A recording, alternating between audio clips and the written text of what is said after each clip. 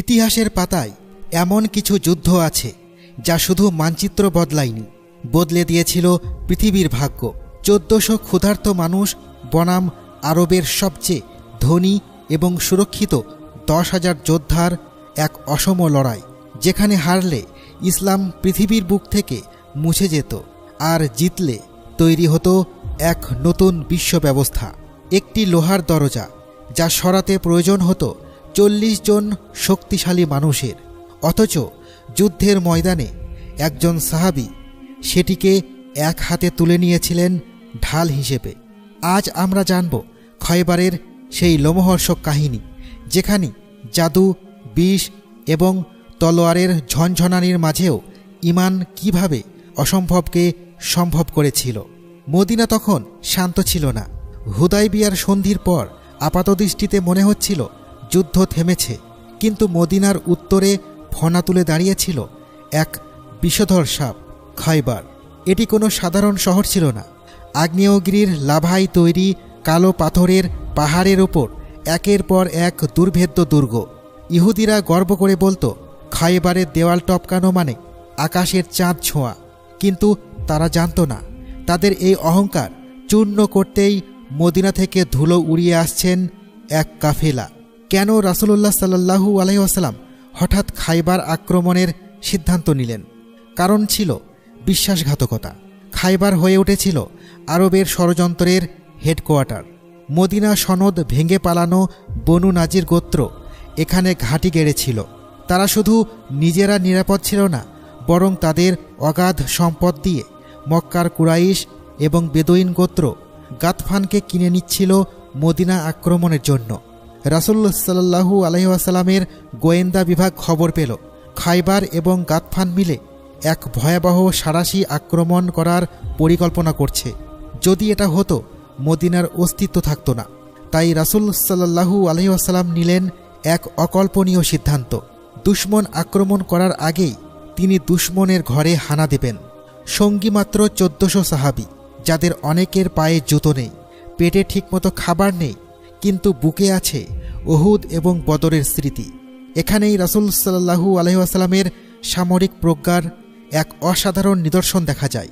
তিনি সোজা খায়বার না গিয়ে এমন এক পথ ধরলেন যা খায়বার এবং তাদের মিত্র গাতফান গোত্রের মাঝখানের রাস্তা বন্ধ করে দেয়। ফলে গাতফান চাইলেও খায়বারকে সাহায্য করতে আসতে পারল না। ডিভাইড অ্যান্ড রুলের এক মাস্টার স্ট্রোক। রাতের অন্ধকারে মুসলিম বাহিনী খায়বারের সীমান্তে পৌঁছাল।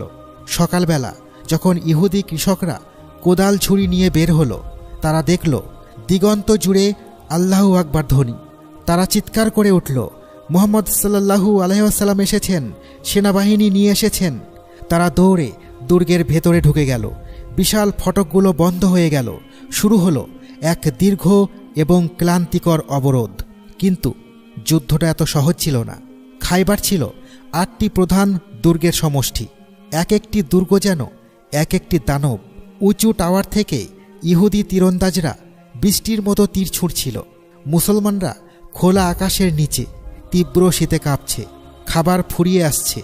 এমনকি সাহাবীরা ক্ষুধার জ্বালায় গাধার মাংস পর্যন্ত রান্না করতে বাধ্য হয়েছিল, যা পরে রাসূল সাল্লাল্লাহু আলাইহি ওয়াসাল্লাম নিষিদ্ধ করে দেন।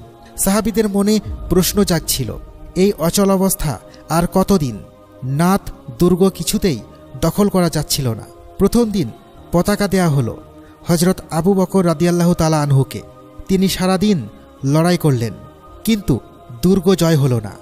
দ্বিতীয় দিন পতাকা দেয়া হলো হযরত উমর রাদিয়াল্লাহু তাআলা আনহুকে। তিনিও বীর বিক্রমে লড়লেন, কিন্তু খায়বারের দেওয়াল অটুট রইল। মুসলিম শিবিরে এক গভীর নিস্তব্ধতা নেমে এলো। তবে কি খায়বার অপরাজেয়? ইহুদিরা দুর্গের ওপর থেকে হাসাহাসি করছিল। তারা ভাবছিল, এই ক্ষুধার্ত আরবগুলো কদিন পর এমনিতেই ফিরে যাবে। কিন্তু তারা জানত না পরের দিন সকালে কি হতে চলেছে। সেই রাতে আগুনের পাশে বসে সাহাবীরা যখন চিন্তিত, তখন রাসূলুল্লাহ সাল্লাল্লাহু আলাইহি ওয়াসাল্লাম এমন এক ঘোষণা দিলেন যা সাহাবীদের রক্তে বিদ্যুৎ বয়ে দিল। তিনি বললেন, আগামীকাল আমি এমন এক ব্যক্তির হাতে পতাকা তুলে দেব যে আল্লাহ ও তার রাসূলকে ভালোবাসে এবং আল্লাহ ও তার রাসূলও তাকে ভালোবাসেন। আল্লাহ তার হাতেই বিজয় দান করবেন। সে কখনো পিঠ দেখিয়ে পালায় না। চিন্তা করুন সেই রাতটির কথা। হযরত ওমর রাদিয়াল্লাহু তাআলা আনহু পরে বলেছিলেন, আমি জীবনে কখনো নেতৃত্বের লোভ করিনি, কিন্তু সেই রাতে আমি মনে প্রাণে চাইছিলাম যেন আমার নামটা ডাকা হয়। প্রতিটি সাহাবী সারা রাত ইবাদত করলেন এই আশায় যে হয়তো সেই ভাগ্যবান ব্যক্তিটি আমি। সকাল হল, সূর্য উঠল খাইবারের আকাশে। রাসূল সাল্লাল্লাহু আলাইহি ওয়াসাল্লাম সমাবেত সাহাবীদের দিকে তাকালেন। সবার হৃদস্পন্দন তখন তুঙ্গে। তিনি জিজ্ঞাসা করলেন, আলী কোথায়? সবাই অবাক, কারণ হযরত আলী রাদিয়াল্লাহু তাআলা আনহু তখন চোখের কঠিন রোগে আক্রান্ত, যেটাকে চোখ উঠা বলে। তিনি ব্যথায় চোখ মেলাতেও পারছিলেন না, হাঁটার শক্তিও ছিল না। সাহাবীরা তাকে ধরে রাসূল সাল্লাল্লাহু আলাইহি ওয়াসাল্লামের সামনে আনলেন। রাসূল সাল্লাল্লাহু আলাইহি ওয়াসাল্লাম তাঁর পবিত্র লালা মোবারক হযরত আলীর চোখে লাগিয়ে দিলেন এবং দোয়া করলেন। এক অলৌকিক দৃশ্য দেখল সবাই। মুহূর্তের মধ্যেই হযরত আলীর চোখ এমনভাবে ভালো হয়ে গেল যেন কখনো কোনো অসুখই ছিল না। তাঁর দৃষ্টি হয়ে উঠল ঈগলের মতো তীক্ষ্ণ। রাসূল সাল্লাল্লাহু আলাইহি ওয়াসাল্লাম তাঁর হাতে সাদা পতাকা তুলে দিলেন এবং বললেন, যাও, আল্লাহ তোমাকে বিজয় দিবেন। কিন্তু মনে রেখো আলী, প্রথমে তাদের ইসলামের দাওয়াত দিবে। আল্লাহর কসম, তোমার মাধ্যমে একজন মানুষও যদি হেদায়েত পায় তবে তা লাল উটের চেয়েও উত্তম। হযরত আলী রাদিয়াল্লাহু তাআলা আনহু দুর্গের সামনে গিয়ে দাঁড়ালেন। কামস দুর্গের দরজা খুলে গেল। বেরিয়ে এলো খাইবারের ত্রাস মারহাব। মারহাব ছিল এক বিশাল দেহী দৈত্যের মতো যোদ্ধা। তার গায়ে ছিল ডাবল লেয়ারের বর্ম, মাথায় ইয়ামেনি পাথর খচিত ভারী হেলমেট। সে আস্ফালন করে আবৃত্তি করতে লাগল, খাইবার জানে আমি মারহাব, অস্ত্র শানিত যুদ্ধে পরীক্ষিত এক সিংহ।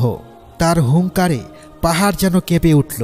কিন্তু তার সামনে যিনি দাঁড়িয়েছিলেন তিনি কোনো সাধারণ মানুষ নন। তিনি ধীর লয়ে উত্তর দিলেন, আমি সেই যার নাম আমার মা রেখেছেন হায়দার, বনের সেই সিংহ যে শিকারের উপর ঝাঁপিয়ে পড়ে। মুহূর্তের মধ্যেই দুই সিংহের লড়াই শুরু হলো। মারহাব তার বিশাল তলোয়ার দিয়ে হযরত আলীর উপর আঘাত হানল। আলী রাদিয়াল্লাহু তাআলা আনহু ক্ষিপ্র গতিতে সরে গেলেন। ধুলোর ঝড়ে কিছুই দেখা যাচ্ছিল না। হঠাৎ বিদ্যুতের গতিতে হযরত আলীর তলোয়ার জুলফিকার নেমে এলো।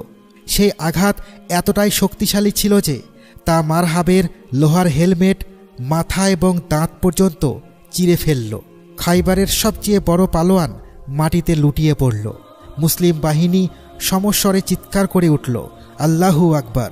কিন্তু নাটকীয়তা এখনও শেষ হয়নি। মারহাবের পতনের পর ইহুদি বাহিনী মরিয়া হয়ে আক্রমণ করল।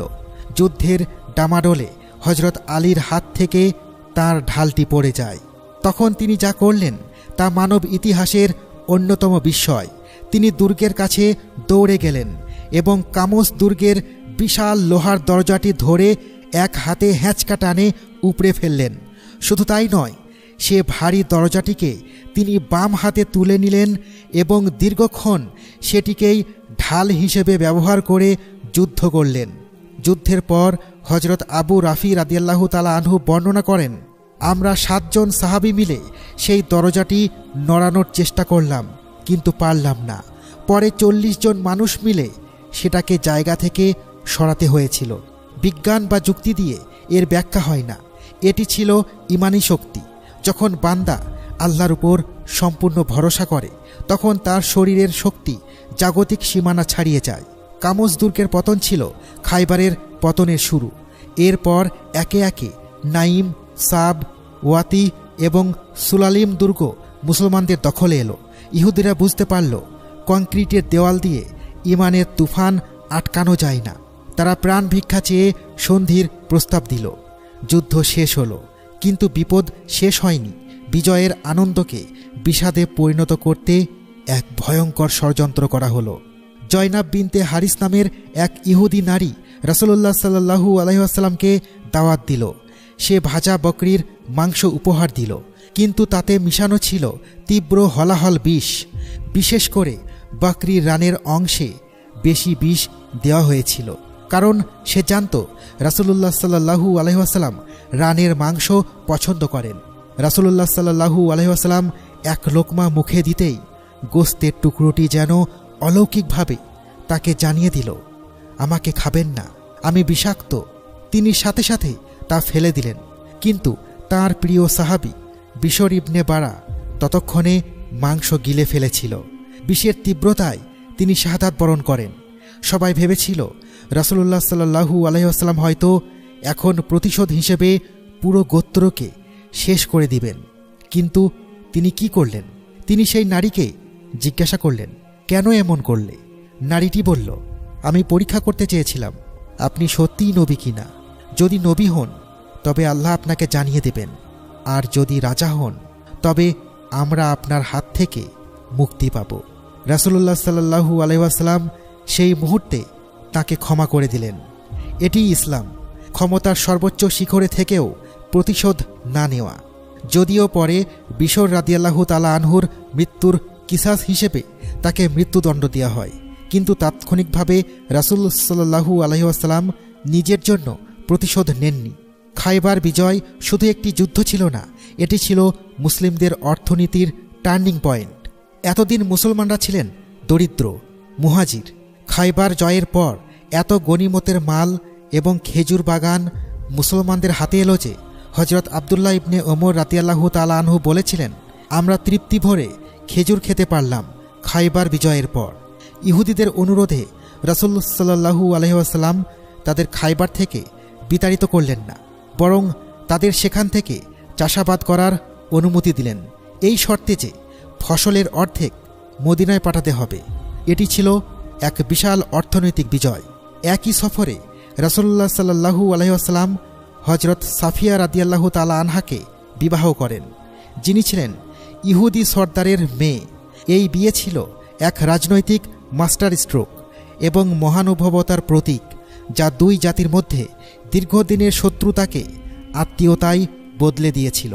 গাজাওয়ে খায়বার আমাদের শেখায়, শত্রু যত শক্তিশালী হোক, সমস্যা যত পাহাড়সম হোক, যদি আল্লাহর উপর তাওয়াক্কুল থাকে এবং হযরত আলীর মতো সাহস থাকে, তবে বিজয় সুনিশ্চিত। মজবুত কেল্লা বা বিষাক্ত ষড়যন্ত্র কোনো কিছুই হকের পথে বাধা হতে পারে না। আপনার জীবনের খায়বার কোনটি?